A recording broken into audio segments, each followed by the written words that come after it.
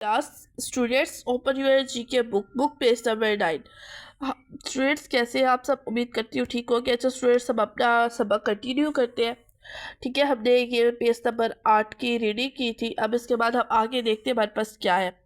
मैं अपने हाथों और पाँव के नाखून बाकायदगी से तराशता हूँ। मैं अपने हाथों और पाँव के नाखून बाकायदगी से तराशता हूँ।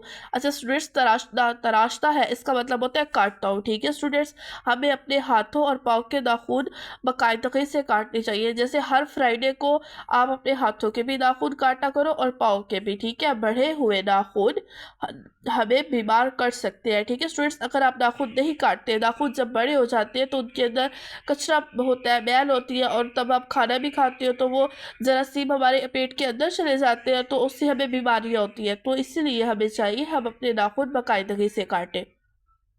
मैं साफ सुथरे कपड़े पहनता हूँ। ठीक है, हमें गंदे कपड़े नहीं पहनने चाहिए ना, और हमें साफ सुथरे कपड़े पहनने चाहिए। ठीक है, और अपने घर और कमरे जमात को भी साफ रखना हो। जैसे स्टूडेंट्स, आपका जो घर है वो कितना साफ सुथरा होता है, आप नीचे कचरा भी नहीं फेंकते, वो भी आप डस्टबिन में फेंकते हो।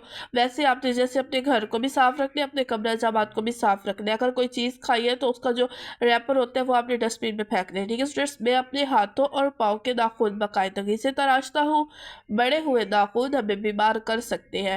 मैं साफ सुथरे कपड़े पहनता हूँ और अपने घर और कमरे जमात को भी साफ रखता हूँ। ठीक है स्टूडेंट्स, जैसे ये अपने नाखून बाकायदगी से तराशता है, साफ सुथरे कपड़े पहनते हैं, तो आपको भी चाहिए आपने ये ऐसे ही करना है। ठीक है, हर फ्राइडे को अपने नाखून भी काटने हैं, कपड़े भी साफ सुथरे पहनने हैं, अपने घर और कमरे जमात को भी साफ रखने हैं। अब हम आगे हमारे पास है बीमारियों के असबाब और बचाव। बीमारियां जरासीम के जरिए फैलती है। जैसे स्टूडेंट्स, आपको पता है जो भी हमारे जरासीम होते हैं हमारे हाथों पे, अगर हम हाथ धो के खाना ना खाएं तो हाथों पे हमारे बहुत सारे जरासीम होते हैं जो हमें आम आँख से नजर नहीं आते। ठीक है स्टूडेंट, उसको देखने के लिए हमें माइक्रोस्कोप के जरिए हम उनको देखते हैं। हाय स्टूडेंट्स, टॉपिक पे वापस आते हैं। बीमारियां जरासीम के जरिए फैलती है। जरासीम इतने छोटे होते हैं कि हमें आम आँख से नजर नहीं आते। ठीक है स्टूडेंट्स, जरासीम इतने छोटे होते हैं कि हमें नजर नहीं आते। जैसे कि मैंने आपको बताया, अगर हम अपनी आँख से जरासीम देखें तो हमें नजर नहीं आएंगे। ये गंदे हाथों, लिबास, खुराक और दूसरी चीज़ों पर भी मौजूद होते हैं। ठीक है, गंदे हाथ जो आप खेलते रहते हो सारा दिन, और फिर अगर वो जो आपके हाथ बहुत गंदे होते हैं तो उस पर भी जरासीम होते हैं। आपके जो कपड़े हैं गंदे हो, आप कपड़े तब्दील ना करो तो, और खाना जैसे है आप साफ सुथरा है, जैसे सेब है उसको आप धो के नहीं खाओ, ऐसे खा लोगे तो उस पर भी तो जरासीम मौजूद होंगे ना, वो आप खाने के जरिए आपके पेट में चले जाएंगे और फिर आप बीमार हो जाओगे।